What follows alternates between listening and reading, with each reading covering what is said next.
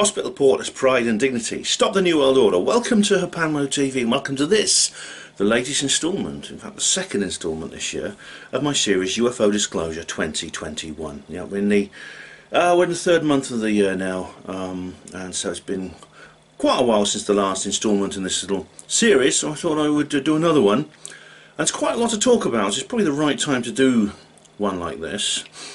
And we have like there's an interesting angle on it, which I'll describe in more detail towards the end of this video.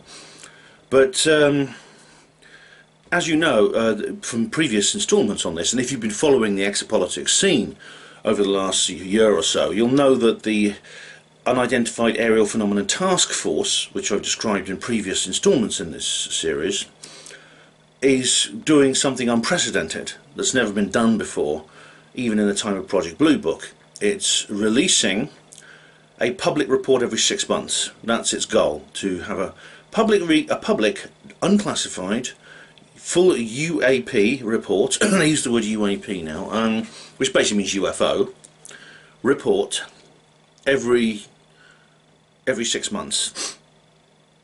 Interesting, the term UAP, Unidentified Aerial Phenomenon, has clearly been introduced as simply as a way of avoiding the loaded term UFO, which interestingly the term UFO itself only dates back to 1952, the Robertson panel. That in itself was introduced to avoid the loaded term flying saucer. They chose UFO because it didn't have the cultural baggage associated with it that flying saucers and aliens had, so they use UFO as a sort of calm, scientific, rational term. Shut up, fridge. And the thing is, now the UFO now has become that same thing that flying saucer was, and so UFO in a sense has taken on the same kind of like tone and theme that flying saucer used to. So UFO now has to be replaced. Does this mean in the future UAP will be exactly the same and it will need to be replaced with something else? I think that's already happening. I wonder what they'll choose next. But anyway, the decision was made. The decision to introduce the UAP, the UAPTF, this task force, and its commitment to its 6 monthly reports, was taken in December last year. With it was a clause which President Trump signed into law, along with the several other things. It was like a clause associated with like COVID relief. It's generally part of that, and part of the spending, the military spending for the US as well. He said yes, that there is this UAPTF, this task force, and it is officially being set on its mission. Twice a year you're going to get a public report. That was all signed into law, and he said twice a year means basically June, but when in June? That's the interesting thing. Now what happened was I was reading this article. It was one that was linked to. When I was watching it was linked while in the comments of a video by Richard Dolan, and I'll be talking about that video later. And it stated the most likely date was June the 1st. Get it over with straight away on the first day of the month. June the 1st will be the day when that report is released, which everyone's anticipating. June the 1st. June the 1st. Regular viewers, you know what that means, don't you? You know what June the 1st means if you watch regularly. June the 1st is, of course, the feast of St Theobald of Ruggiero, the patron saint of hospital porters. Does this mean we're going to get disclosure on St Theo's Day? Now, wouldn't that be a turn up for the books? I mean, I don't know whether this is... Oh, well, that would be such a turn up for the books, wouldn't it, if we had Disclosure Day on St Theo's Day? That would be incredible. I can't imagine anything more amazing than it'd be an honour. It'd be an honour for Disclosure Day to be St Theo's Day, but also it would be a little slightly bittersweet, because in a way it would spoil both events by diluting them together. Because I like St Theo's Day to be special because it's St Theo's Day. And I'd like Disclosure Day to be special because it's Disclosure Day. If I had to celebrate them both on the same day, first I'll have to do 2 videos a day on that day, how am I going to keep the two celebrations separate? It's rather like this kid I knew at school, a boy I knew at school called Harry. He was born on Christmas Day, and he once said to me something very interesting. He says, being born on Christmas Day is awful because I don't really get a proper birthday and I don't really get a proper Christmas. And I know exactly what he means. And if Disclosure Day turns out to be June the 1st, it'll be exactly the same. These two special things will no longer be sort of in their own compartments, and I'll have to mix them together, and it might sort of like water down. They might water each other down. That's what I'm saying. Yeah. So we'll see anyway. We'll see anyway. But that would be quite something. It was June the 1st. That's why I've called this particular video UFO Disclosure 2021 on St Theo's Day ? We'll sort that out close to the time. If and when required, we'll find some way to deal with it. We'll deal with it anyway. Russell, can you see Russell? Okay. Yeah, Russell actually was a little bit floppy earlier on. I had to. He was sort of like leaning over. His head was leaning over like that. So I had to give him a quick blow. Grow up. Anyway, let's get on with it, shall we? Let's get on with it. So, what's been happening in the first 3 months of this year so far? Well, I'm saying it's only the. It's actually the 27th tonight. Yeah, it's the 27th. So, 26th. So it's the 26th of March. So still a few more days in the third month, but well, it kicked off to a really, really exciting start. I mean, there's no doubt 2021, as I've said previously, as I've said previously about this on other videos, that I thought 2020, the end of 2020, and everyone sort of was anticipating a very different 2021, possibly something a little bit less dramatic, a little bit less hectic, but no, it's turned out to be crazy. I mean, as this interviewer said in, I'll be talking about in a minute, the interviewer, it wasn't Tucker Carlson, this other lady who interviewed John Ratcliffe, the Director of National Intelligence. I'll talk about that in a minute, but she said, everything's so crazy at the moment, and it is. Yeah, I mean, I said that if 2020 was like a pint of cider, then 2021 so far has been like the brandy chaser. And we've had to knock back about 3 of those so far. We're going to get like a pint of brandy by the end of the year. God, we'd be reeling. But it kicked off to an interesting. What happened early on in January was probably one of the most anticipated interviews in the world of ufology. The one we've all been waiting for. We've been waiting for several years for this, and that is Luis Elizondo on the Black Vault. On the Black Vault. Yeah, that is really. I mean, I actually said this in a previous video. I'd love to see Luis Elizondo on the Black Vault because, of course, Luis Elizondo is, of course, he's like the main figure. He is or was the TTA's principal media spokesman. He's like the guy who's always on TV talking about this. He seems to have all the goods. He presented that unidentified TV series, which I've only watched the first series so far. But he presented that. Like I said, he's the one I wanted to see on that show because John Greenwald Jr., the presenter of the Black Vault, has a reputation for being one of the most challenging interviewers in the ufological field. I mean, he's not a skeptic, but he's very cautious. He's scrupulously rational, and he doesn't jump to new ideas because they sound good. He holds back from things like that, probably more than I do, and it's probably a good thing that he does that. It's actually a good thing to do. Probably something perhaps I should do more. So, I mean, I remember because I referred to Greenwald before in other videos in this series, and I talked about how he'd asked, when everything happened in 2017, and Colin and I were in the Basis Project studio going, wow. He was going, hang on a minute, is this ATIP thing real? Is Elizondo telling the truth? Is he a part of it? Is this really US Navy footage, or is something some idiot just concocted together on their computer at home? He kept asking these questions, which were perfectly valid questions. They were absolutely the right questions to ask. And then, little by little, information came out and momentum built up. As I said, 2018 we went a bit quiet, but then 2019 it sort of picked up again, and information came out. Yes, ATIP existed. ATIP exists. ATIP also, Elizondo was a part of it, and that the footage was real. And little by little this came out. And when Greenwald, Greenwald accepted that. He accepted the reality of what was presented to him when he realised it was real. His speciality is gathering information through FOIA. He's been doing this since he was a little kid. I don't know what he is now. I think he's 40 or something like that, about 40 I'd say, looking at him. And he's been doing this since he was a small kid, just writing off to the government, getting information, getting to send as many things as they can, as many things that they're allowed to send. So that's his speciality. So he's not a skeptic, but I mean he's probably I think he's a skeptic with a C rather than a K. And that's right, that's what you have to be.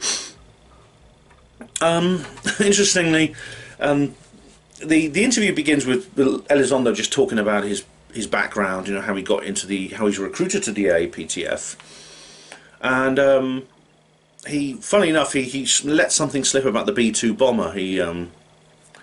He says, oh, the B-2 bomber's space. He mentions the word, he's talking about space, he brings the word space into the B-2 bomber. Now this is interesting because a lot of people have talked about the B-2 bomber, about Andrew Johnson, for example, about how it may have some kind of electrogravitic propulsion, at least as an auxiliary engine.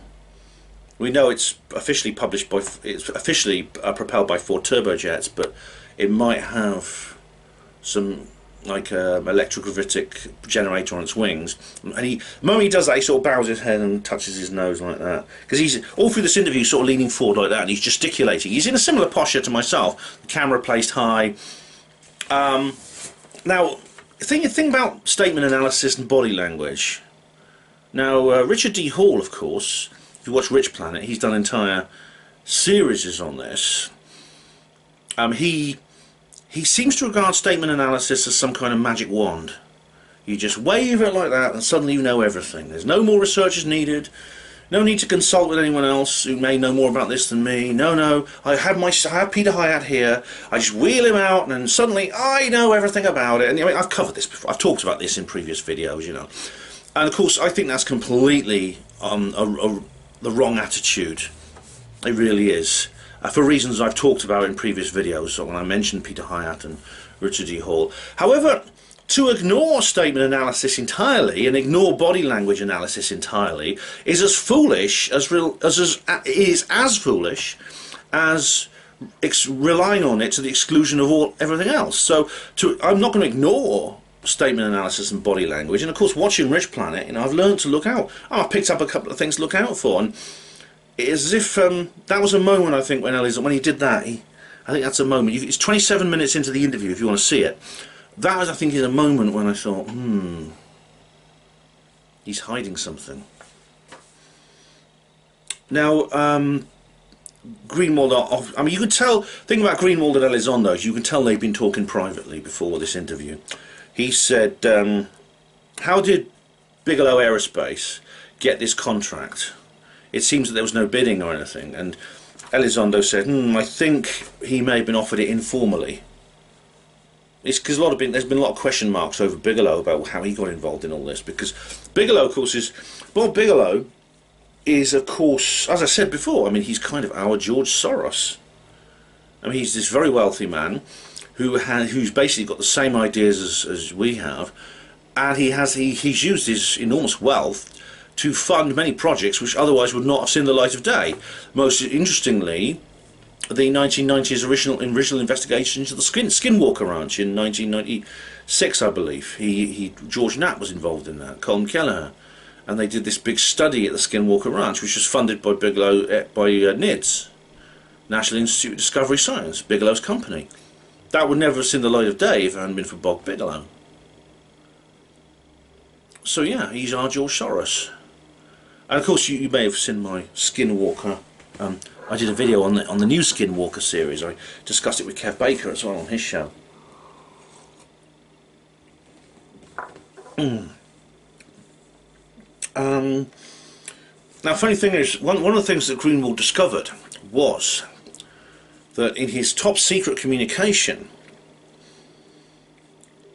Elizondo was using code words. and he was concerned about this, that maybe there was some deception on. Sorry, not Piccolo. Or Elizondo was using code words in this top secret. This was like some documents that were sent, which were there were code words which were referred to things that were top secret, which couldn't be divulged. And Elizondo explained he did this because people at the DIA are concerned about espionage. And this has always been a concern. I mean, there's always been spies. I mean, there's been some very famous ones, you know, like, well, all over the world, but in America specifically, there was Julius and Ethel Rosenberg and Klaus Fuchs and people like that. That was a long time ago. That was in the early Cold War. But they still come out of the woodwork today. You find people, Israel, Russia, China, they are recruiting spies in the United States within the defense establishment, who are giving them giving them information. And so that's why he did what it's a standard counter-espionage tactic, just because he doesn't know necessarily who will be reading these documents, and he doesn't want to give them any clues. He wants to give as few people as possible clues. So then Elizondo, for the first time, speaks openly about why he left the To the Stars Academy, and apparently he didn't go out under a cloud. He's still on good terms with Tom DeLonge and the others. It's just that he and the other two, what was it? I can't remember. I can't remember the name of the other two who left. But anyway, Semivan and what's the other one? Not Puthoff, was it? Puthoff's still there, I think. Anyway, whatever the reason was, he said they left because they were a little bit fed up, and I think you could tell actually in the interviews that Elizondo was doing that he felt his wings were being clipped a bit. I think his wings were being clipped a little bit. And he says that TTSA is too media orientated, it's not scientific enough. And he basically wants to do something on the science front. This is why he quit ATIP in the first place. He quit ATIP and the Department of Defense because he wanted to be a civilian ufologist. He could dedicate himself entirely to this. And I think he expected, to be able to speak openly and freely once he'd done that. But unfortunately TTSA bound him to all kinds of security and privacy regimens that he didn't like in the end. So he left. There's no bad feeling, I mean, between him and Tom DeLonge. And I did get the feeling actually this was a far more, even though Greenwald asked him the good questions, this was a far gentler interview than I expected, and I can't help feeling that Greenwald has mellowed a bit. You know, compared to some of his stuff he was doing 2 or 3 years ago, he's mellowed considerably. And it's clear he and Elizondo have a rapport. I mean, Elizondo actually has a reputation for being very genial. He's generally regarded as a nice guy. Which is probably why he was, because he can be friendly, he's an extrovert. This is probably how he ended up as their media spokesman for the TTSA. That's probably how it happened. But it was a good interview. It was a really good interview, and there's going to be a part 2, so I'll look forward to that enormously. It was fascinating to see old Elizondo on the old couch with Greenwald. I found out actually that Mick West has interviewed Elizondo now, so I'm going to have to watch that. Maybe I should have watched it before I did this video, but no. If there's anything significant, really significant, I'll make another video. Okay, it's another one, right? This is then just as I was reeling from all that, the Daily Mail. Was it the Daily Mail? No, Daily Star. Sorry, the Daily Star and several other outlets published a very interesting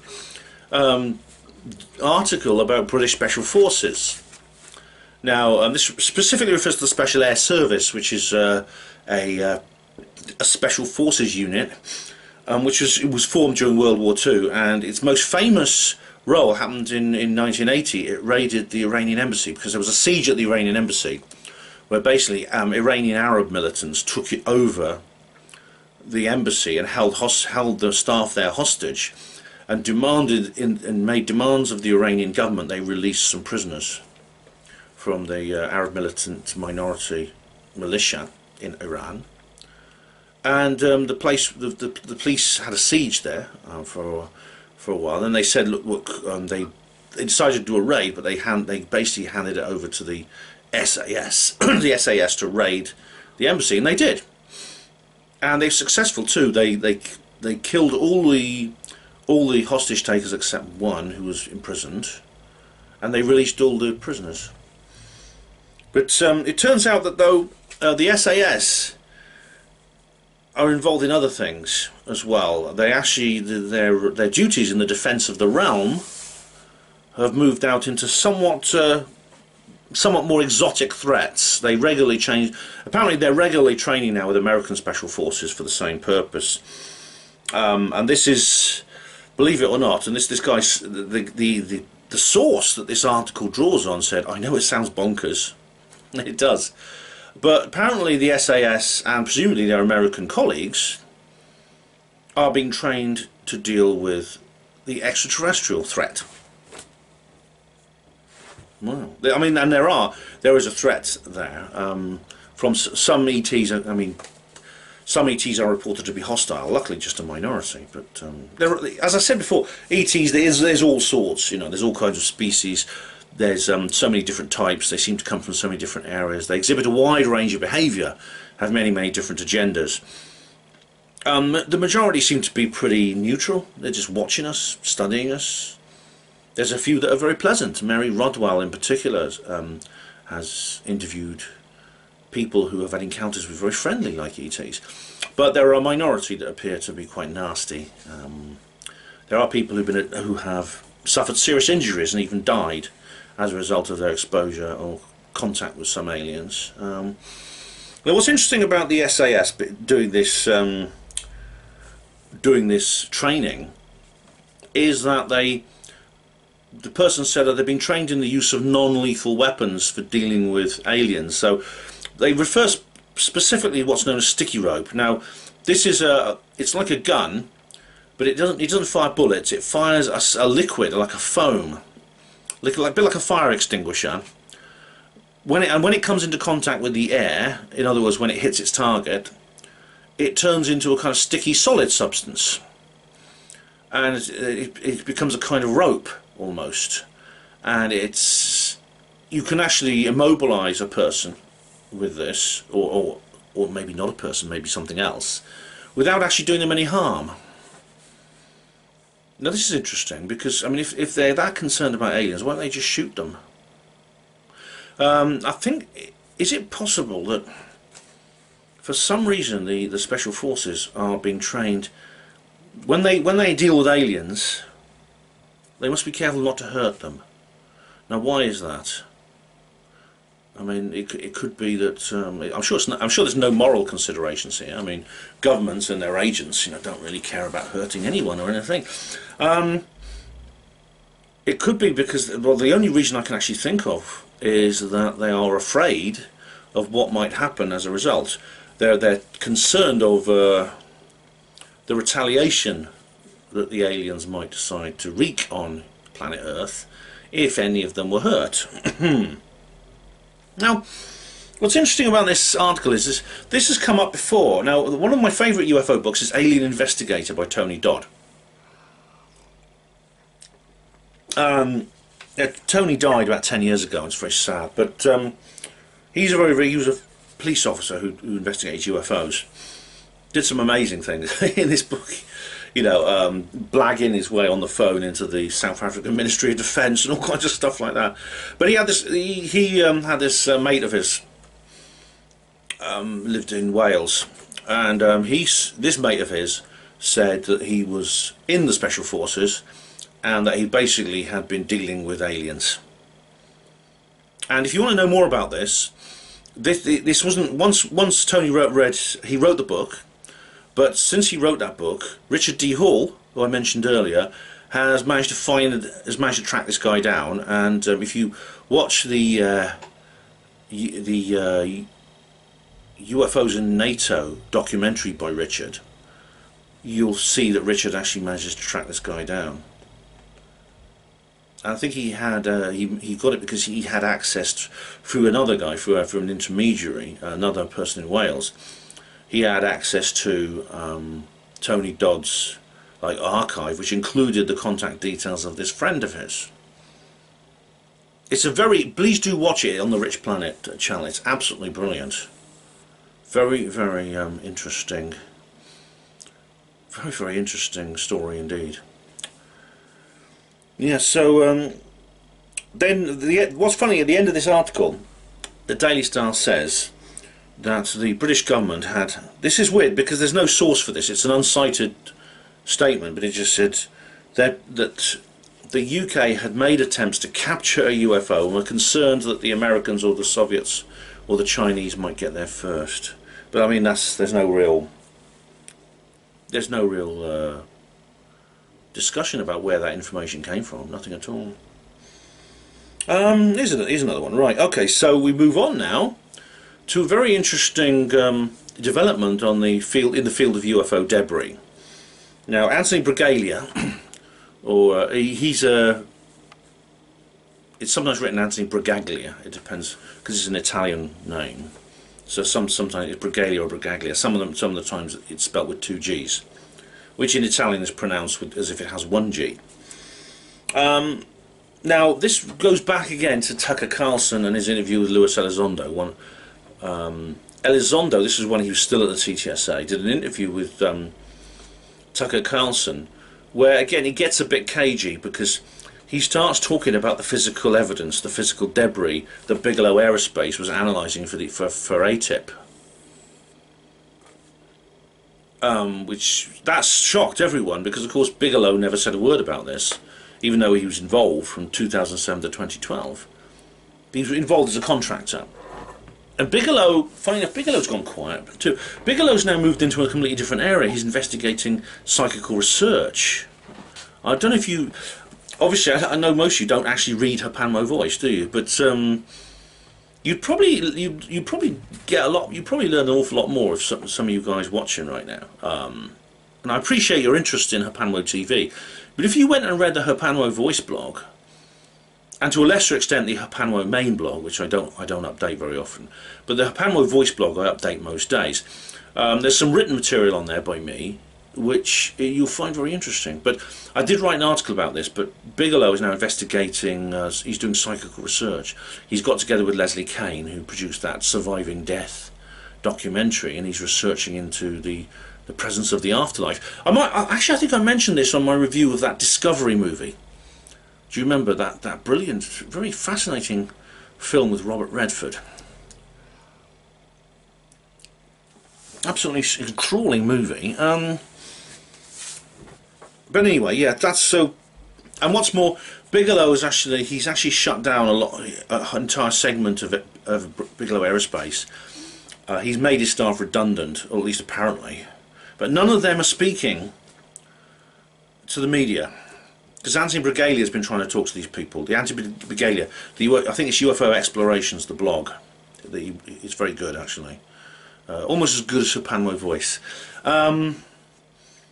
But none of them are talking to the media, none of them. But in this interview with Tucker Carlson, Luis Elizondo, of course, is talking about the physical evidence. Then he gets very cagey, because Tucker, of course, is saying, well, is this UFO debris we're talking about here? Is this UAP, fragments of a UAP that was made by aliens? And Elizondo, like he says, he gets, I'm still bound by certain security oaths and non-disclosure agreements, and it's the usual, like, he can't say anything, but you can just tell he's champing at the bit.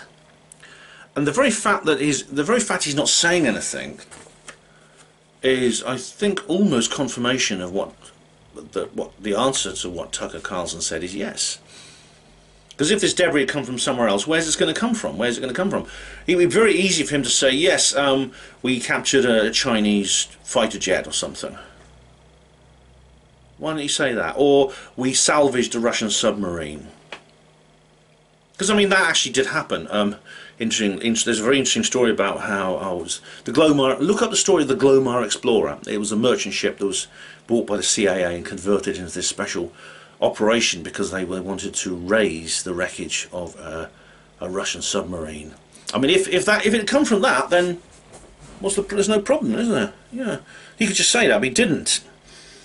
So Bragalia wrote, basically, he put in a FOIA request for the CIA, to the DIA. The DIA being the organisation before it was all transferred to the UAPTF was formed. Basically, ATIP was at the DIA. So Regalia writes the DIA under the Freedom of Information Act asking, can you tell us more about this? Well, guess what? They wrote back saying, oh yeah, we've got 154 pages of documents all about this material that that Elizondo was talking about. And what's interesting about the request was that Regalia is very unequivocal. He specifically states that he's not interested in any source material that is known to science. He says he's looking for material of non-human manufacture. He actually says that very, very specifically in his request. And there's 154 pages, but he doesn't get back 154. He gets back only 11. Well, what's in the other 143, eh? Wouldn't you just love to see what's in the other 143, you know? The ones that are too hot for FOIA, yeah? But the ones, the 11 pages are interesting enough because they refer to the metamaterials. Now, you may be familiar with metamaterials because Andrew Johnson's been talking a lot about this lately. These are 11 pages discussing the properties of some very, very strange material and the very strange properties they have. Now, these are very jargon heavy, these pages. You probably need scientific training to understand all of them. But this discusses specifically things such as there's this material called nitinol. Now it comes under the name, you might have heard this referred to as memory metal. Nitinol is a substance which it's a metallic substance. Sometimes it's called metallic glass or crystalline metal or something like that. If you make a thin sheet of it, you can screw it up like that. If you do that to some aluminium foil and you open your hand, it'll stay as a big ball of foil. The nitinol, though, it'll actually return to the shape it was before. Yeah, I think that rings a bell, doesn't it? Yes, it does. Because I do wonder whether, when talking about origins, this is referring specifically to what the Marcel said, Jesse Marcel Sr. and Dr. Jesse Marcel Jr. said that they witnessed specifically in July of 1947 following the Roswell crash. Because the official government line is that what crashed at Roswell was just a balloon. Not a weather balloon, but a spy balloon run by the CIA called Project Mogul. Yet something like that would not have included nitinol. So now the actual the 11 pages refers to study of basically synthesizing nitinol and how it could be used in space and aviation. It would be very, very useful material for building spacecraft, building aircraft, and things like that. The very fact that only 11 pages of this 154-page document were released is extremely interesting because it doesn't refer anywhere to the origin. Now, but of course, Regalia had specifically asked for some material of an origin not known to science. And what happened was you see, I'll come on to, because I'll bring in I'll just mention Dr. Irena Scott. I've shown you her book. I can't get it out now. It's on my shelf somewhere. But she's written this book about the sacred corridors, and I've interviewed her actually a couple of times for her Panway Radio, where she refers to her work at the Wright-Patterson Air Force Base, which we know the Roswell debris went there because just before they put the shutters down and put out the weather balloon story in July 1947, the last proper news report on the Roswell debris is that it had been sent to Wright Field, to the technical data section at Wright Field, which was the old name for Wright-Patterson Air Force Base.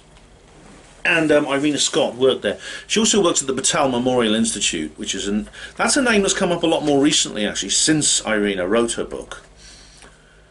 But she dealt with strange material that was sent to her, and she found out that it didn't come from any. Then no one, again, they won't, like with Luis Elizondo, they won't sort of say, yes, this is a bit of a flying saucer, have a look at this, would you, Irena? No, they won't say that. They just said, it's a situation where we've got this for you, Irena, and she looks at it and says, what's this? Where did this come from? Oh, I can't really tell you. Did it come from an aircraft? Oh, no, not an aircraft. Did it come from a submarine? No, not a submarine. Is it Russian? No, not Russian. Not Russian. Is it Chinese? No, not Chinese. Is it French? No, it's not French. Well, where did it come from then? Oh, I can't tell you. And of course, they're almost It's almost like they're telling her it's alien without actually saying it. That's kind of, and Irina had to actually, when she was given this material, she had to melt it. They said, Irina, can you melt this for us? Because it's metal. And so she tried putting it in a forge, and the forge, you know, she was trying to find a forge that would melt it, because industry, you know, industry has these forges, these which melt metal, and a lot of them are very, very hot. I mean, they have to be very hot to melt the metal, and some metals melt at higher temperatures than others. Aluminium melts at a few hundred degrees, iron and steel melts at like about 1,000 degrees, things like that. Titanium, I think, is even higher. And she said she had to go to this special forge in New Mexico, one of the hottest in the world, until she could get this stuff to melt. So what on earth? How could this? If this is man-made, if this is made by humans, how do they make it? Well, there's only like one forge in the world that could actually make it, could actually melt it. Humans, it wasn't. It would have to have been cast somewhere, wouldn't it? It's this weird thing. So bringing in Dr. Irina Scott and her work, I think it's another angle. It's a juxtaposition on this whole issue, which makes it more and more likely to be extraterrestrial. Cue Steve mumbling. Yeah. It's not extraterrestrial. Oh, well, I'll save that for the comments reply video. But the funny thing is, right, you got to ask yourself also why, if this was like made, if this material came from a known human source, then why is a UFO investigation project dealing with it at all? What's interesting, there was a backpedaling, because Brigadier wrote off, and he got a reply from this person called Stephen Tomisky at the Department of Defense, who basically answered his question honestly. So you want to know about alien stuff. Basically, he's in response to the request for something that's got nothing to do with human, you know, known science, he responded immediately in good faith. But then someone else called Susan Goff said, wrote to him, and because wrote to his FOIA request and said, "We're aware of social media chatter." I can't remember the exact quote, but she says, "We're aware of the social media chatter surrounding what's happening." Well, it was more than social media chatter, because the Sun got hold of it, and several other newspapers got hold of it, and so it wasn't just social media chatter. But she said, "Just wanted to let you know, these things didn't come from aliens. It's part of our it's part of our aviation project," or something like that. She made it some excuse. Now, this was basically the General Ramey empties Roswell saucer story all over again, and Brigadier didn't believe her, and he's right not to. So it's hopefully we'll find out more about this nitinol at some point and what's related to it. But because obviously there's developments in this area. As I've said before, there seems to be a momentum building up again with everything that's happening. Because there's lots of else happening since the new year, which should make things interesting. Now, for example, Breakthrough Listen. Now I've done my talk about SETI. I won't put a link in the description box. You can find it. I've done there's two separate videos now on this subject, and there's one on Tajinder Gill's channel as well, which is the one at the AwakeCon, which I did a talk there. He's done a very high quality recording of that. But if you just put SETI UFOs Ben and Jones, you'll find it. You'll find it. But BLC1, you might have heard that little phrase, BLC1. It's Breakthrough Listen Candidate 1. What happened was they picked up a signal. Well, they picked up something, a strange, anomalous transmission, which appeared to come from Alpha Centauri, or Proxima Centauri, which is one of the stars in the Alpha Centauri system. Now, the funny thing about Proxima Centauri, if you exclude the Sun, Proxima Centauri is the closest star to Earth. It's just over 4 light years away, and we could actually get there in the space shuttle in 10,000 years. And that's a long time, but basically, in cosmic terms, that's our next door neighbour. It shows how big the universe is. But this signal appeared to come from there, and it was picked up by the Parkes Radio Observatory in Australia. It's the Parkes Radio Observatory, which is a telescope, named after Simon Parkes, of course. No, not really. It was famous there's an Australian film called The Dish, which talks about the moon landings, and Apparently, you know what I think about that, but apparently they picked up signals from the Apollo missions, and that's how we got those great TV pictures. But there's been a lot of I've been watching some SETI Institute videos saying that this is not actually definitely a signal from aliens, but it's still something interesting. And the fact it was publicised like this, I think at a time like this, is very interesting, because as I've said before, and Steve Bassett says very vehemently that SETI is a load of hogwash. It's basically silly effort to investigate, as Stanton Friedman, the late great Stanton Friedman, used to say. But it appears that the SETI, that there's some kind of association with developments in SETI and ufology. And I explain this. There is a connection. Advancements in SETI, as I explained in more detail in my SETI talk, my lecture, which I say is online in 3 separate locations. I say watch Tajinder Gills, it's the best one. But any kind of breakthrough in that area would have a direct, I think, a knock-on effect on ufology. As I said, I think obviously we know that it's a silly effort to investigate, because these telescopes are pointing at the sky. They're pointing at stars millions of light years away, when the buggers are already here. They found us. The only telescope you need to pick up extraterrestrial intelligence is one like Wynn Keach has, because they're here on Earth already. They're here with us. Oh, anyway, let's see if it does. If this is confirmed, or if there's another confirmation of a signal of some kind, because this has been called the new WOW signal. Do you remember the WOW signal? Jerry Elner's, you know, he wrote WOW on the printout from the computer because he said, "Blimey, what's this?" This is described as a new WOW signal. So if that's what it is, then basically that will have a knock-on effect on ufology if it's confirmed. And also, another strange thing that happened almost exactly the same time. Perseverance, that strange wheeled vehicle that's on the planet Mars right now. It's a remarkable spacecraft, actually, because the lander is very sophisticated. There's been other similar machines on Mars before. I mean, there's been a number of landings on Mars starting in the 70s with the Viking lander. Since then, there's been many others, including like wheeled vehicles. Perseverance is different. It's much more sophisticated. Firstly, it has a little helicopter, the Ingenuity helicopter, which is like the first aircraft on Mars. But also it has the ability to, it's been transmitting material to Earth that's never been seen before. For example, motion pictures. Proper motion pictures have never been captured on a planet before, other than the Moon. Honk honk. Yeah, that's right. See the Apollo detectives for that. But apart from that, the Apollo missions, and of course orbital missions, there's never been motion pictures captured in space before. And it sent back motion pictures. You see a very, very good, very high quality image of the landing of the Perseverance probe. And since then, there's been videos of it panning around the horizon near where it is in the crater where it's landed. You've also got You've also got the first sounds ever recorded on Mars, and you can actually listen to them. I mean, you just listen. You can just hear, like, obviously there's very little sound on Mars because it's empty. There's no artificial, apparently no, unless you're near the secret bases, of course. And I'm sure NASA were careful to avoid those.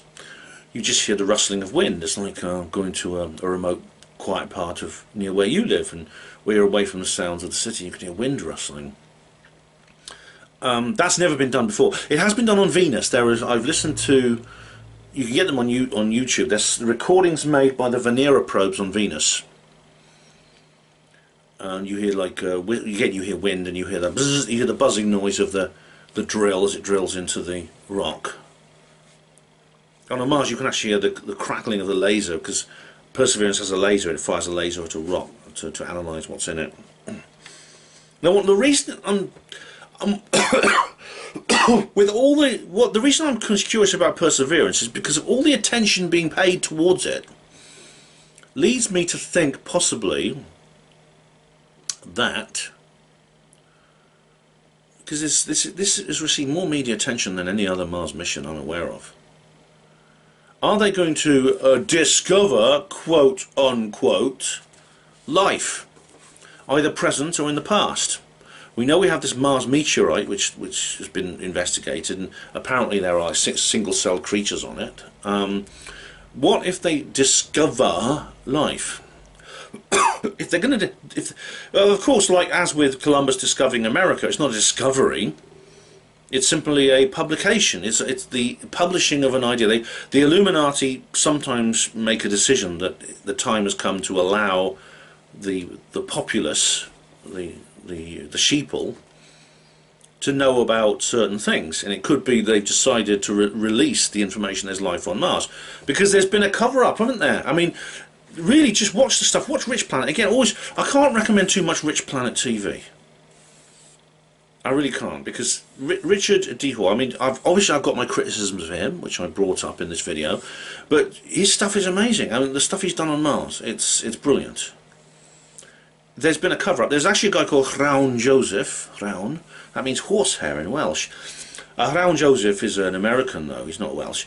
But he is actually, he sued NASA because he believes they covered up the presence of life on Mars, because they found, for example, objects which seem to move like living creatures do. There's that spider thing crawling up the cliff face. Have you seen that? It looks like, well, it looks a bit like a spider. It's not a spider, obviously, but it's some kind of, I'd say some kind of mollusk-like creature with a shell, and it has, I think, 6 or 8 legs. What looks like things like that. And of course the crinoids. These are fossilized fossils. Very, very clearly you can see fossils in rocks. I've seen fossils in rocks, interestingly, because where I used to live there was this place called Aberaeron, which is by the seaside in Dyfed, Wales, and I used to go there, play there as a kid, when I was a kid at the seaside. And there were these rocks, and you could see these ferns in the rocks, the outlines of ferns, and these were fossils. And there's similar things on Mars where there's supposed to be no life. If there's fossils, there's life. And there's these crinoids. Richard says they're crinoids. Now, crinoids are a class of creature that includes starfish and several other similar creatures of marine animals. And we know that Mars once had water. I mean, in the distant past, there was water on Mars, flowing water, seas, oceans, rivers, like the Earth. Which means it must have been more Earth-like. If there's flowing water on Mars, it means that Mars must have once been very different to what it is now. It must have had a much thicker atmosphere, and it must have been a hell of a lot warmer. Possibly, what if life evolved on Earth, and if Mars is Earth-like, why shouldn't life evolve on Mars? And this is what Llawn Joseph is suing NASA over. But what if NASA suddenly come out, and clearly, as you see, if you watch the Rich Planet shows on this, it's pretty obvious that that NASA have been covering up the presence of life on Mars, either past or present.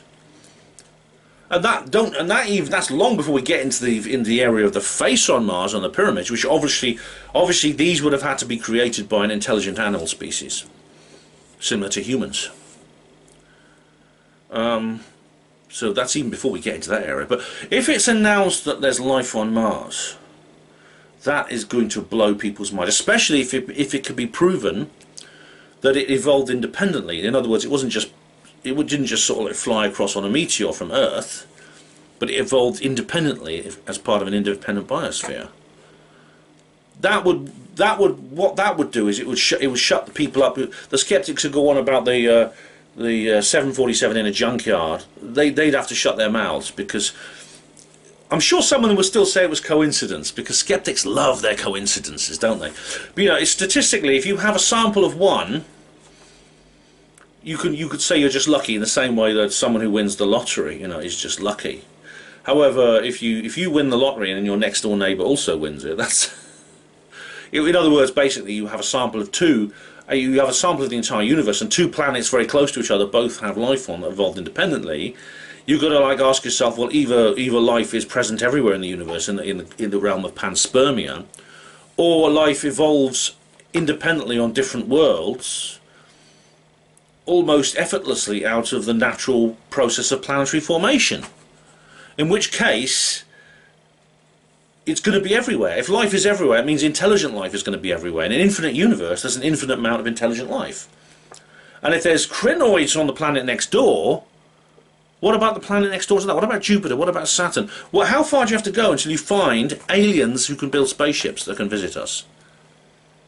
So I think NASA are building us up towards an announcement from Perseverance that they have found life. It's gone there specifically to search for life. It's been sent to a place that was actually water flowed long ago, billions of years ago in the distant past, to see if there's any signs of life there. Now, I've got a feeling NASA is going to announce, oh, we found life, we found it. Of course, they haven't found it, they've just declassified it. But if that happens, that's going to turn people's eyes skyward, just as the success of SETI would.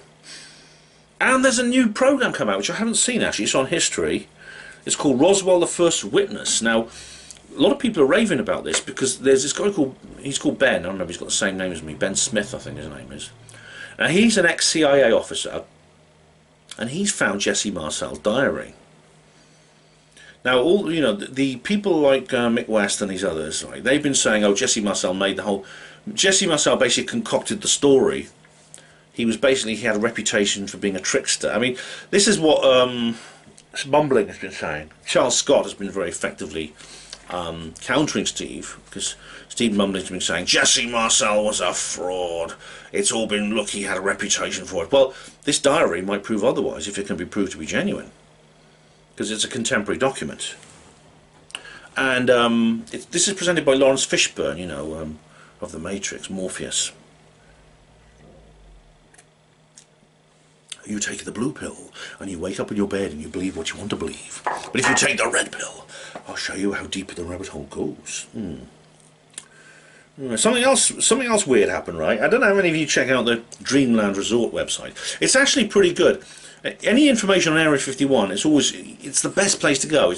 It's actually run by a guy who lives in Rachel, Nevada, and it's a German bloke. I can't remember his name. But he lives in Rachel, Nevada. He runs this website called Dreamland Resort, and it's basically all about Area 51.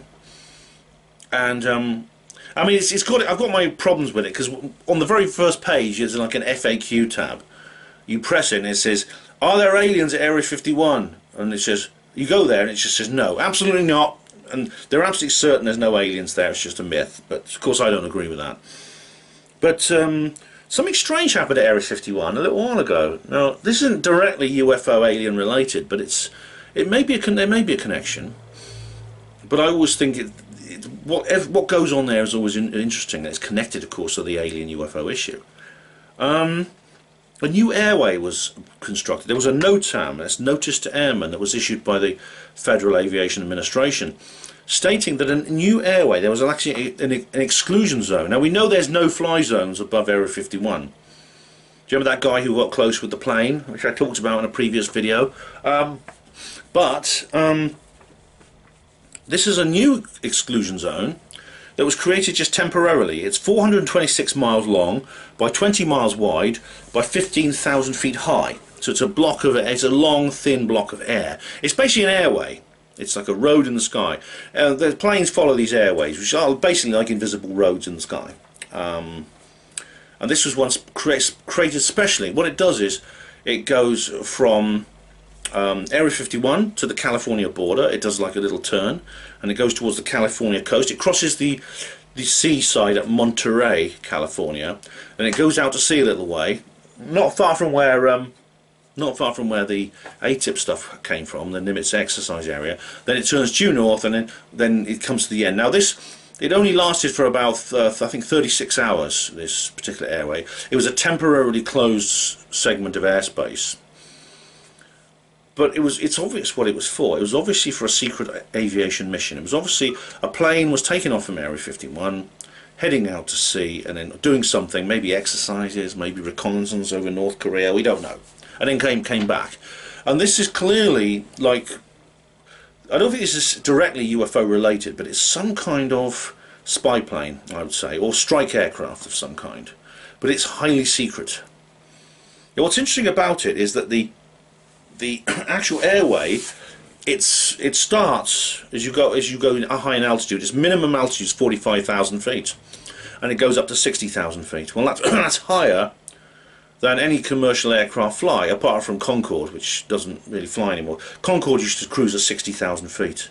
Most aircraft cruise at about 40 to 41,000 feet at the highest. This starts at 45,000, ends at 60, which means it doesn't really affect air traffic at all. There's no need for aircraft to stay out of the way, they just fly under it. But as soon as this was announced, all the plane spotters started heading for this airway with their cameras and their telescopes and things like that. You get a lot of these people, along with UFO sky watchers, you get plane spotters at Area 51. And they headed straight for wherever they could underneath this airway to try and catch a glimpse of this strange aircraft. And who knows what it is? It may be anti-gravity powered, it may be unmanned, it may be a drone, like a big, very powerful drone. We don't know, but I said it's unlikely they're going to catch anything of it, because it's going to fly black. By black I mean it won't show any navigation lights, it won't show a navigation transponder, it'll have those switched off, and it'll probably fly in when it comes in and out of, after it flies out before its mission, does its mission, then comes back. It'll probably do that during the night time, because this was 36 hours, so it started like late in the evening on the Friday, last Friday, and it lasted through till Saturday evening. My guess is it'll fly in and out at night, where it's harder to spot. And probably because of its altitude and because of the fact it won't be showing any lights, it's unlikely anyone's going to capture any image of it. If they do, that'd be great. I haven't heard of them capturing anything, but yeah. That's quite something, isn't it? That was quite something. And then, of course, John Ratcliffe, and John Ratcliffe, not Radcliffe, the hospital where I was a porter. John Ratcliffe is the director, he's a former director of naval intelligence, director of national intelligence, I see. I'll get this naval intelligence thing because of the whole UFO alien interview thing. The director of national intelligence is like a cabinet post under Trump. He was the director of national intelligence. This is not to be confused with the director of Central Intelligence Agency. That was John Brennan, which is like an operational position. But you know from the previous video, John Brennan, former head of the CIA, has been talking about aliens, just like Haim Eshed, the Professor Haim Eshed of the Israeli Ministry of Defense, talking about head of Space Command Israel, talking about aliens. Well, guess what? John Ratcliffe has now mentioned aliens. He was on Fox News. It wasn't the Tucker Carlson show, it was somebody else. It was this lady I talked about earlier who said, oh, everything's crazy at the moment. But he said there are more sightings, I can't remember, I've got a transcribed notes here, more sightings than I've currently declassified, and what's more, he said something that we've long suspected, but it's interesting to have it confirmed. Multiple sensors picked up the same object. Now this is interesting because the skeptards have been saying, oh, it was just old Fravor made a mistake, he saw some seagulls and he saw a reflection on the cockpit. And oh, by the way, do get UFO Truth magazine, the most recent one, because there's an article in there's an article in there by me. It's called UFO Skeptics Get It Wrong Again, and I absolutely fillet Mick West. I totally and utterly hand him his arse on a plate. I really do. Please do read UFO Truth magazine. Alright. I mean, I'd love to tell you more about what I wrote, but I don't want to tell you about things I wrote in an article which is for this magazine, which it's only a couple of quid, just buy it. It's a PDF. And Charles Scott, I mean, I actually drew on a lot of Charles Scott's material. I cite him considerably in that particular video, but please do get that. But anyway, this essentially is more debunking of Mick West, because this guy says that there are multiple sensors that have detected the same object. Now this is basically the telemetry that we're talking about from the Nimitz group. And as I said, you know, the actual the reason this telemetry is not being declassified, even though the videos now have, well, in retrospect, because of course they were leaked, but the telemetry that goes with them, in a sense, that because of this new kind of openness about UAPs, it appears that the telemetry hasn't been declassified, and it's not because of the UAP context, but because if they release the telemetry associated with the Nimitz encounter, it will just give away too much information about the capabilities of those ships, which is a closely guarded secret. They don't want people knowing what those ships are capable of in terms of detection, radar, sonar, electronic support measures, things like that. But I mean, it's been said straight away. I mean, they said straight away, we have radar logs, we have electronic support measure data, we have firing solutions, we've got all these things on these objects, but we haven't told you. Well, guess what? It appears that this is basically what John Ratcliffe was confirming. And what's more, he said satellite imagery too. He said there's satellite data, that is spy satellites that the CIA operates and the NSA, the so-called keyhole satellites, things like that. I've also been involved. That's groundbreaking, that, isn't it? So that was an amazing interview, I must say. And of course, then we come on to the... Despite all this, now this is something that's happened quite recently. This is the final thing I want to bring up in this particular video. Richard Dolan. Richard Dolan he's changed quite a bit, I think, recently. Firstly, he hasn't done anything for about a month. He's done no videos for a month. Then he puts out a video called Disclosure in a Divided World.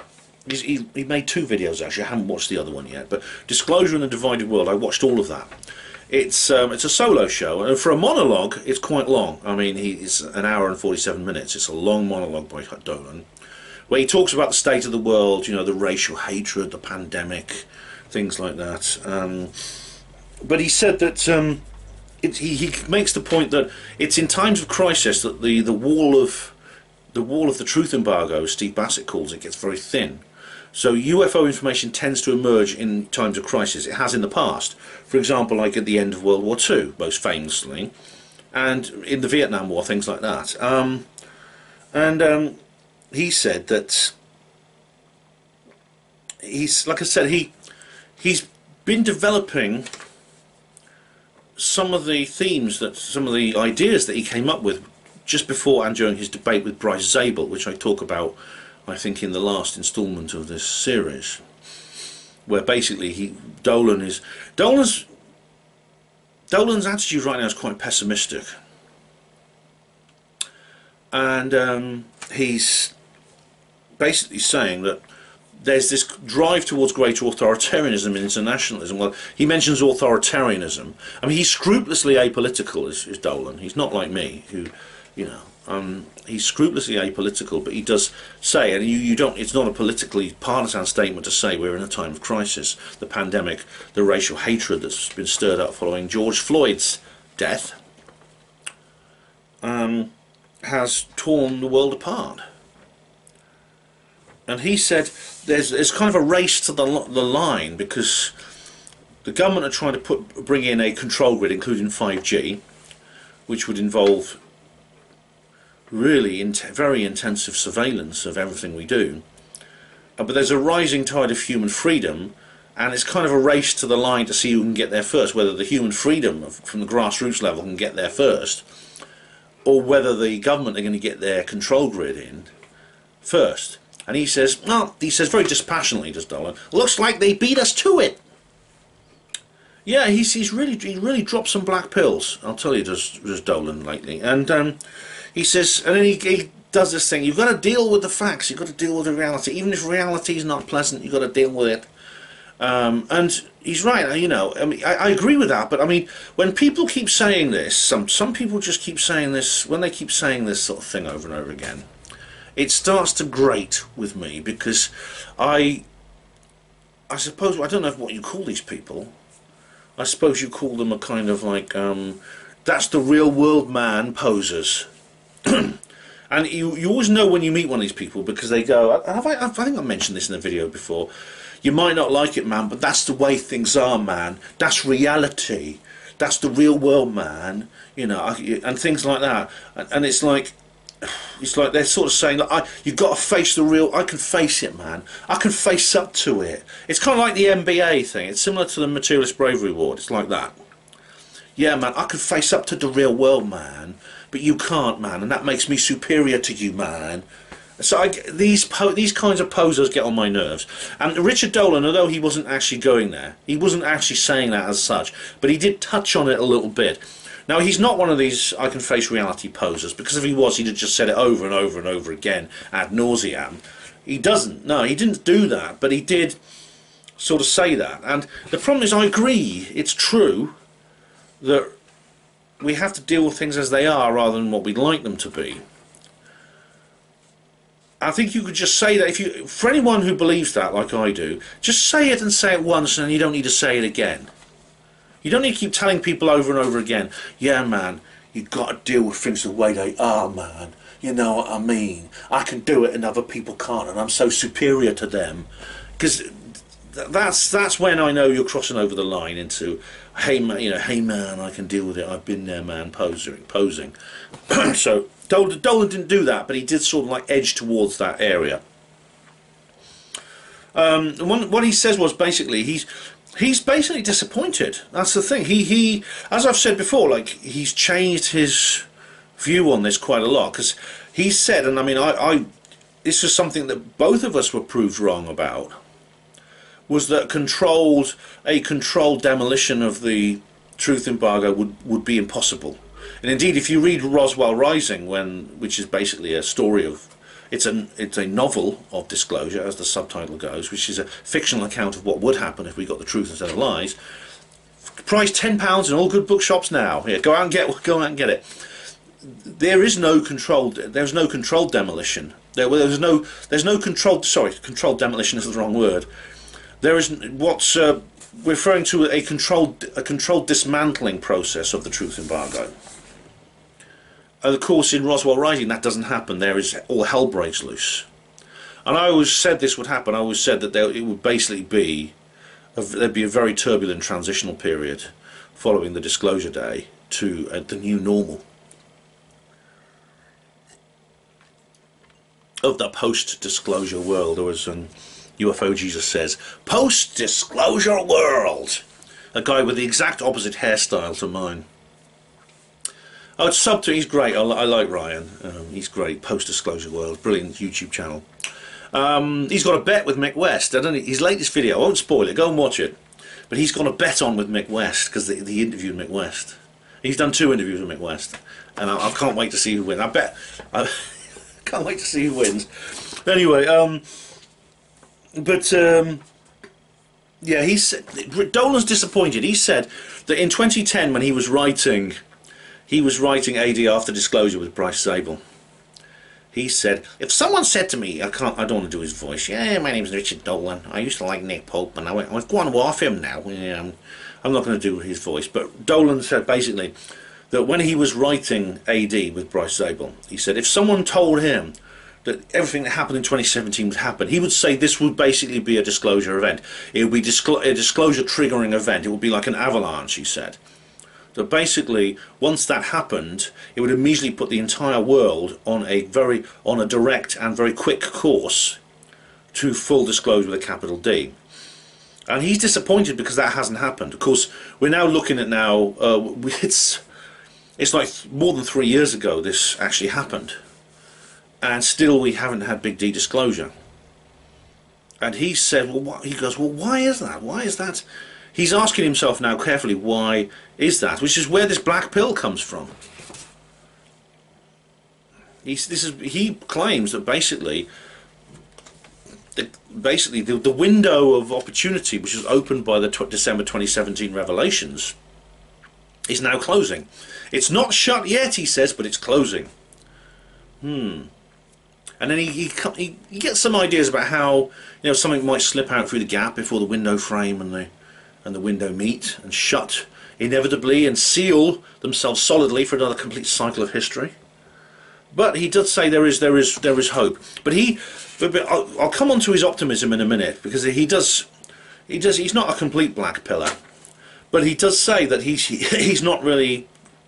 He doesn't think there's going to be anything very interesting with the UAPTF event in June. He says there probably won't be anything in it. He thinks it's probably going to be just a few man walking dog on Cannock Chase sees light in the sky type reports. It's going to be just some more of that.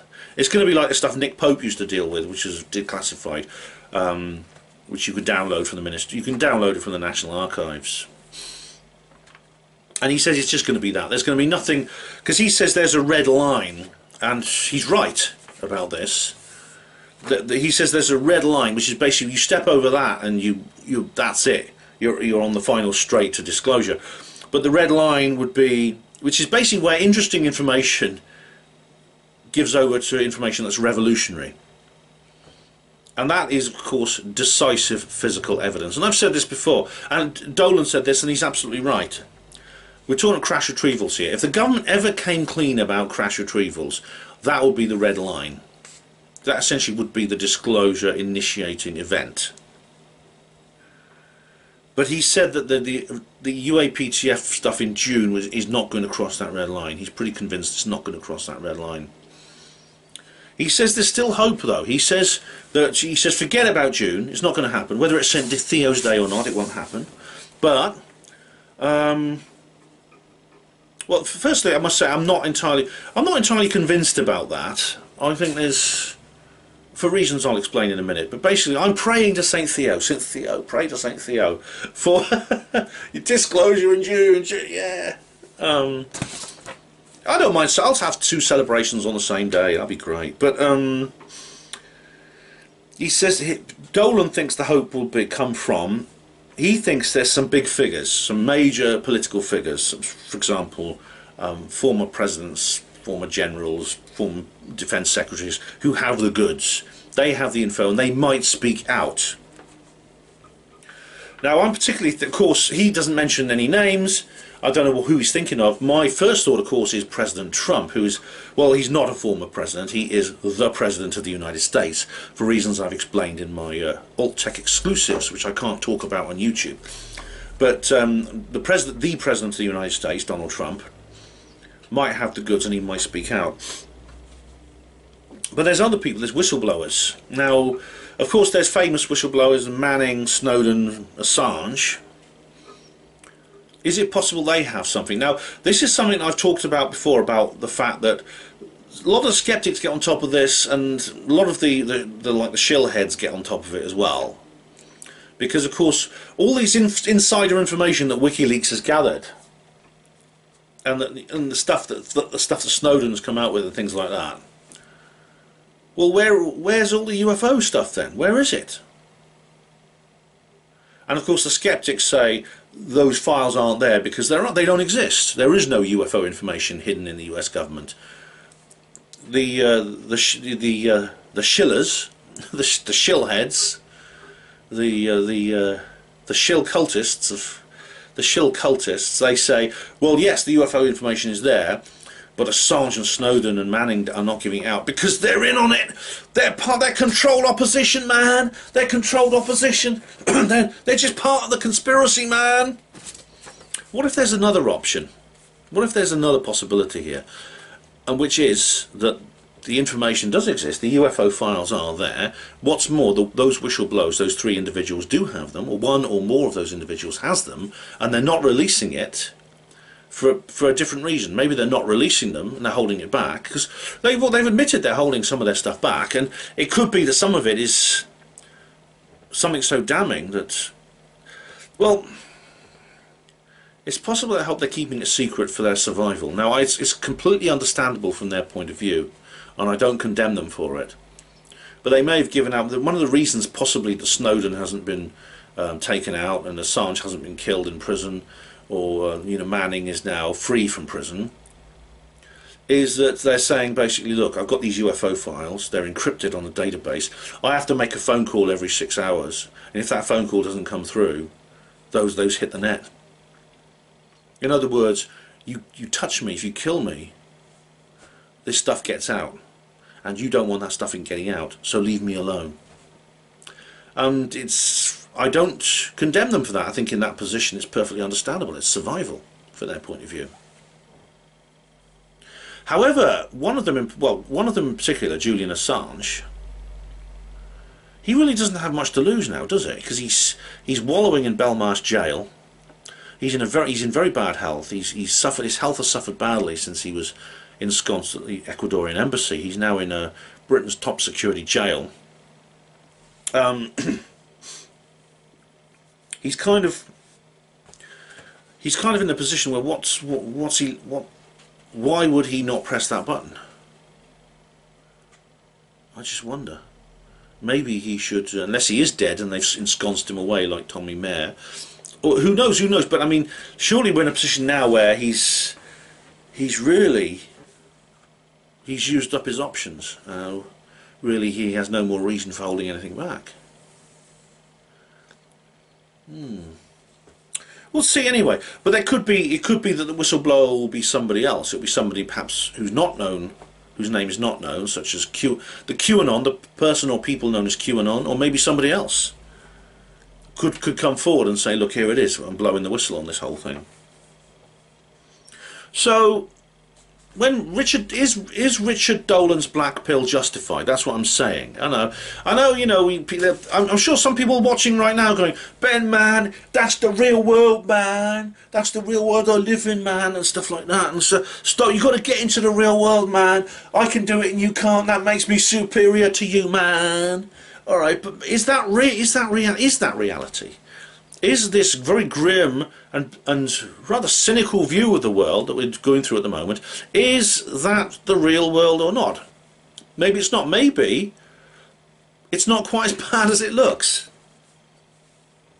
I mean, I am an optimist. I mean, you know that I tend to look on the bright side of things, but I don't believe I'm a mindless optimist. I think I'm a rational optimist. I do try to be realistic. But let's look at the situation right now. Okay, the truth embargo, it's pretty clear the truth embargo no longer has a monopoly on the situation. We know now that the globalist occupation force has a very, very tenuous grip on power right now, certainly in the United States. As I've said before, Joe Biden, the President of the United States, he's supposedly the most popular leader the United States has ever had.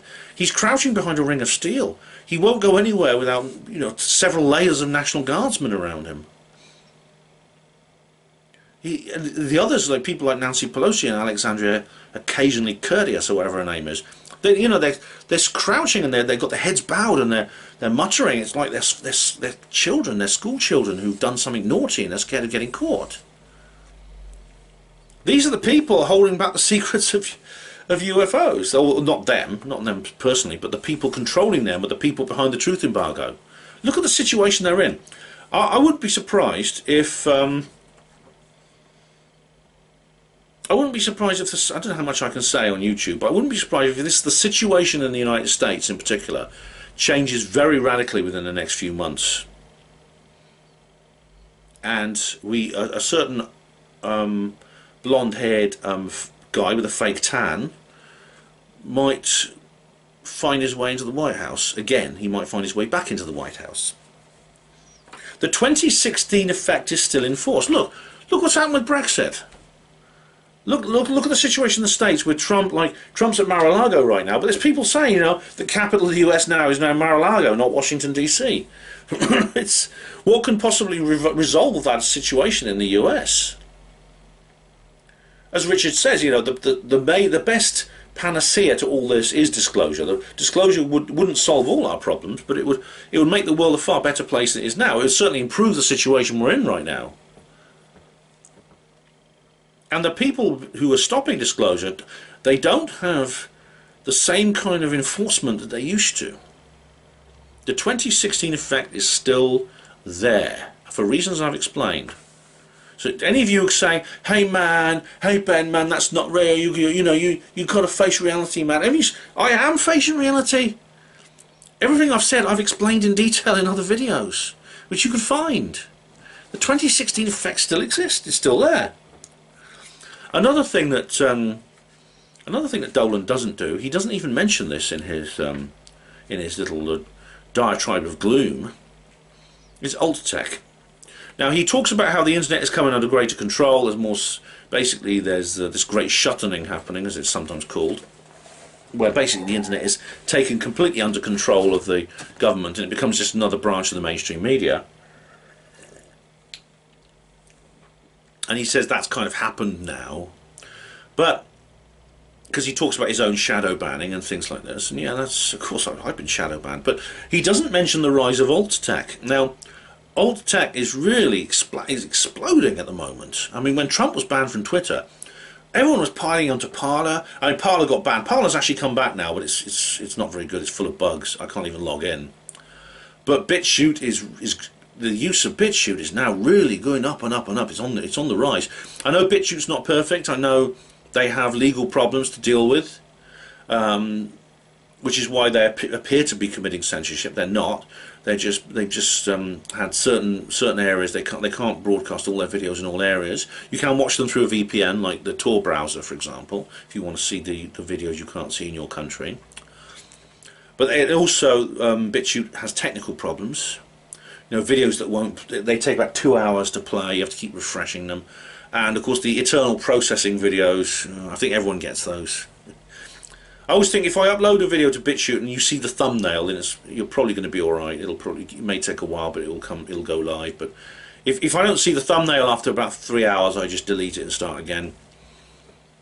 Odyssey is also expanding enormously. Odyssey is better in some ways than BitChute because it's technically better. It's better on a technical level. You also get notifications for comments and things like that. Let's check if you can all hear me, okay? Yeah. So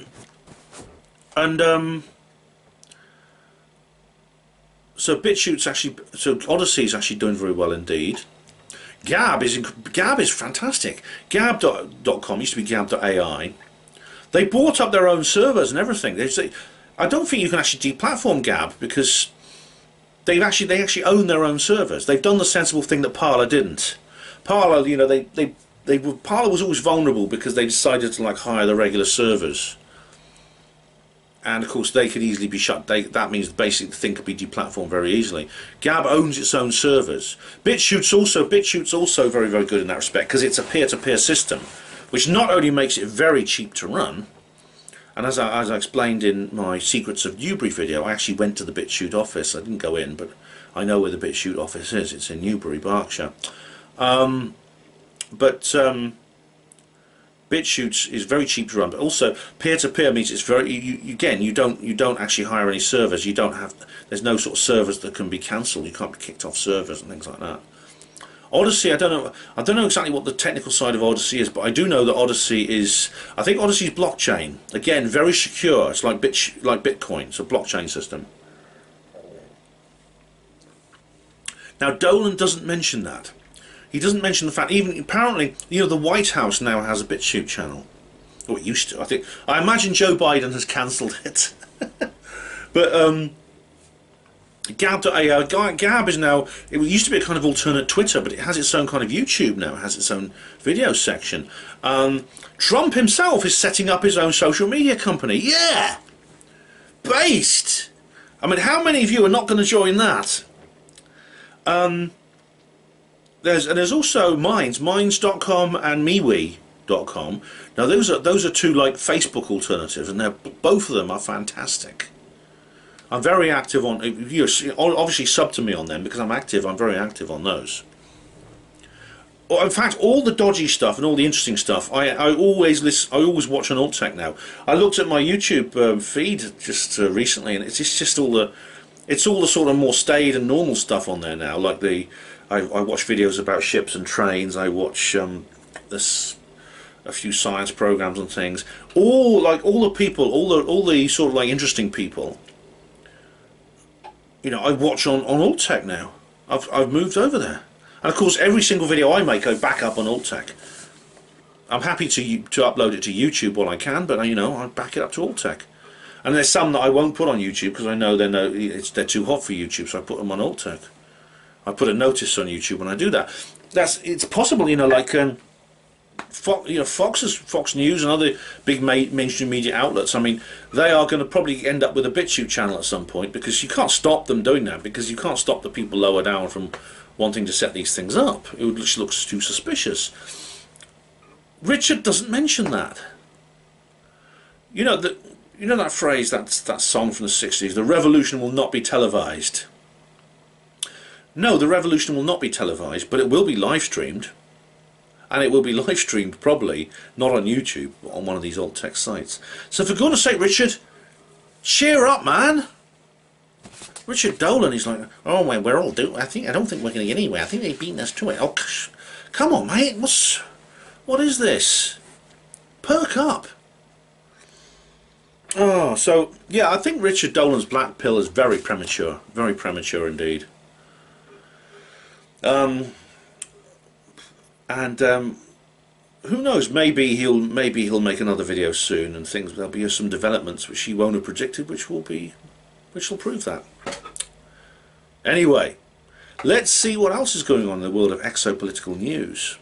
Well, so to begin with, Disclosure Wire has launched. Now, I mentioned this in my previous area. In fact, in my previous video in this series, indeed the one before that, I interviewed Steve Bassett personally, and we had this very, very interesting interview with him where he talked about Disclosure Wire, which is Steve's own, not podcast because it's like a video, it's his own YouTube channel where he has his own video news report. And the introduction, that is the inaugural video in that series, has actually gone live. It's on the Disclosure Wire YouTube channel, and you should go to the website from the Paradigm Research Group. You'll find it.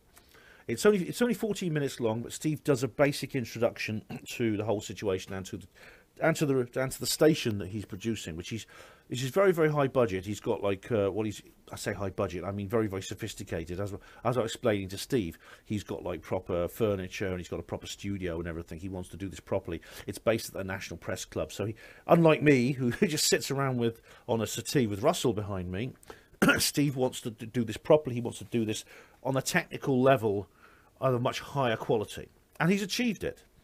This video is worth watching. It's very interesting. Unfortunately, it's the only one so far, and this actually was premiered on the 12th of January.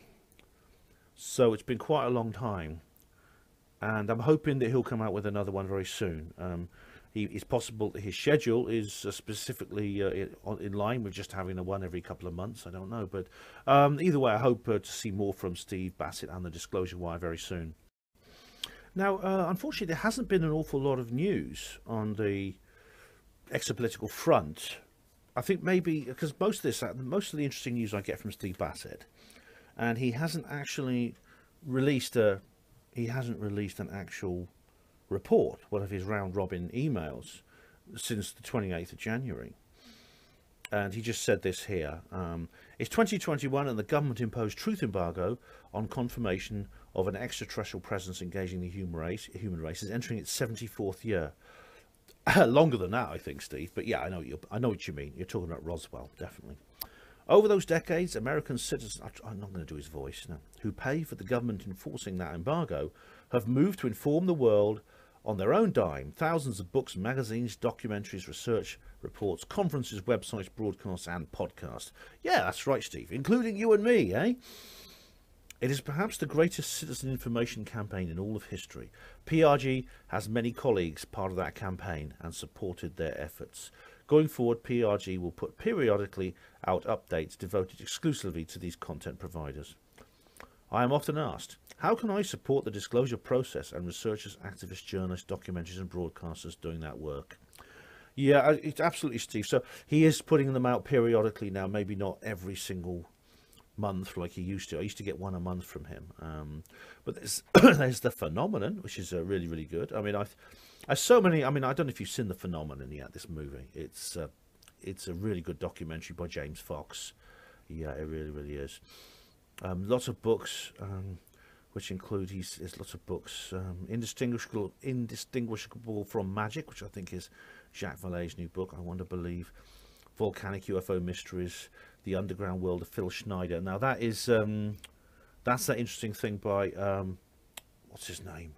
The Canadian chap. I've interviewed him so much. Darcy Weir. Oh, sorry, Darcy, I forgot your name. Oh, there's this thing here as well. Micah Hanks, Tim McMillan, and M.G. Banias have come together to create a powerful new investigative journalism targeting the UAP ET disclosure issue, the debrief. Oh, right. Yeah. And there's the War Zone, which is very interesting. That's really, really good. The drive devoted to the UAP series, the War Zone, by Tyler Rogaway and Joseph Trevithick. You can always get a Cornish man to do these things, isn't it? Yeah. And Mystery Wire as well. And there's so much else. There's Somewhere in the Skies. That Somewhere in the Skies is Ryan Sprague's radio show, which is worth listening. It's very, very good. It's really interesting stuff. And Podcast UFO, The Black Vault, the Ryan Sprague Somewhere in the Skies book. Oh my goodness. There's Richard Dolan's book. Oh, yeah, it's got everything, and all kinds of things here. If you go to the website as well as at PRG, he gives you all the different interviews he's done, and including the one with me, which is on the list there as well. So please do check that out as too. So that's all we have at the moment. Steve is obviously not releasing monthly issues as well, but of course there's all these other things that he put on here, like the debrief. It's possible that Steve has decided just to let other people kind of take the issue forward while he, I don't know, maybe he's going to go on holiday or something. Goodness knows he deserves it. I mean, he's such a workhorse. I mean, do you remember that little short video, The Disclosure President? This is a very touching mini documentary about Steve, made by a film student, which I do recommend. It's called The Disclosure President. It's on YouTube, so check that out. But that's all the exopolitics news I have at the moment. But of course, you can get it. Maybe I've been relying too much on the PRG to provide that, and of course you yourselves can go and check out those other sources that Steve has suggested, and I'm sure there'll be more there. But indeed, you know, what's a Panwo TV other than an exopolitical news source? So that was what's going on in exopolitical news at the moment. There'll probably be some more at some point. Obviously, there'll be other videos in this series, not least in June if we get Disclosure on St Theo's Day. That'll be a very interesting. I'll make a very interesting St Theo's Day video. I will be making a general portering one anyway, no matter what happens. But yeah, there's going to be more coming up soon. I think I'll be making other videos in this series and indeed on other subjects. So keep your eye on the channel.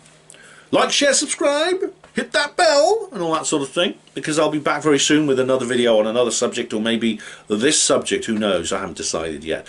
But this is UFO Disclosure 2021. Thank you very much for watching this video, everybody. Hospital Porters, pride and dignity, stop the New World Order.